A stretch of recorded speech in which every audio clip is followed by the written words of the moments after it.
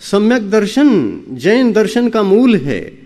सम्यक ज्ञान का मूल सम्यक दर्शन, सम्यक चारित्र का मूल सम्यक दर्शन। इस सम्यक दर्शन को प्राप्त किए बिना हमारा कल्याण कभी नहीं हो सकता। सम्यक दर्शन नहीं है और हम चारित्र की ओर बढ़ गए, सम्यक दर्शन नहीं है ज्ञानार्जन की ओर बढ़ गए, सम्यक दर्शन नहीं है तप की ओर बढ़ गए, सम्यक दर्शन नहीं है हम मासोपवासी भी बन गए, तो सम्यक दर्शन के अभाव में कभी भी आत्मा का कल्याण नहीं होता, बल्कि वह ज्ञान, वह चारित्र, वह तप संसार के लिए कारण बनता है। वह कभी भी चतुर्गति से मुक्त होकर के निर्वाण को प्राप्त करने की क्षमता नहीं रखता है।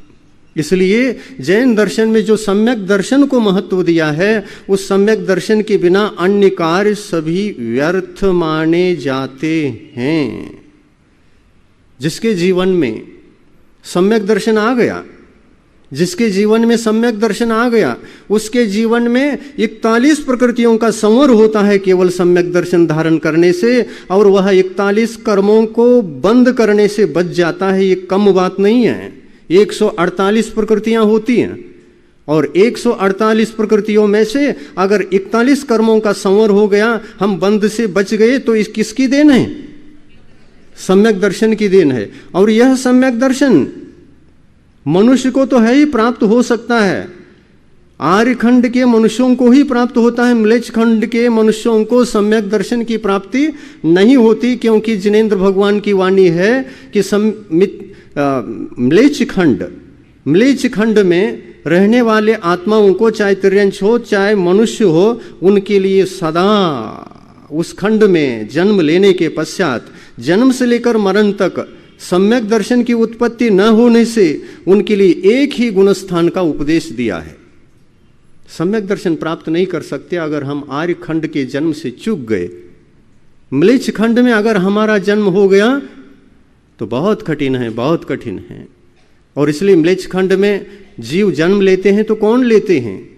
वो लेते हैं आर्य खंड के मिलने पर सम्यक दर्शन ज्ञान चारित्र की आराधना करने का क्षेत्र, अनुकूल वातावरण मिलने के बावजूद भी उसकी उपेक्षा करते हैं। आर्य खंड की उपेक्षा हो गई। दर्शन ज्ञान चारित्र स्वरूप इस धर्म की उपेक्षा का मतलब होता है आर्य खंड की उपेक्षा। और जिसने ऐसे आर्य खंड में उत्पन्न मनुष्यों को जो ऐसा सर्वोत्कृष्ट धर्म, कामना मुक्त धर्म, आत्म कल्याणकारी धर्म, तीर्थंकर बनने के लिए सहयोग देने वाला धर्म, ऐसा धर्म अपने जीवन में अगर साकार नहीं हुआ, ऐसा धर्म अगर जीवन में हमारा साकार नहीं हुआ, तो ये जीवन बेकार चला जाता है। और ऐसे धर्म की उपेक्षा करने से अनेक प्रकार के पाप कर्मों को बांधकर जीव म्लेच्छ खंडों में या तो तिर्यंच बनकर जन्म लेता है या तो मनुष्य बनकर के जन्म लेता है।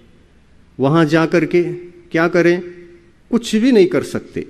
गुणस्थान एक ही है। यहां से जाते समय पहला गुणस्थान, जन्म लेने के पश्चात पहला गुणस्थान, मरण के काल तक पहला गुणस्थान, मरण के पश्चात भी विग्रह गति में पहला गुणस्थान, और जहां भी जा रहा हो वहां से पहला गुणस्थान के साथ जा करके जन्म लेगा। और वहां जन्म लेने के पश्चात भी अगर पुनः उपेक्षा हो गई इस धर्म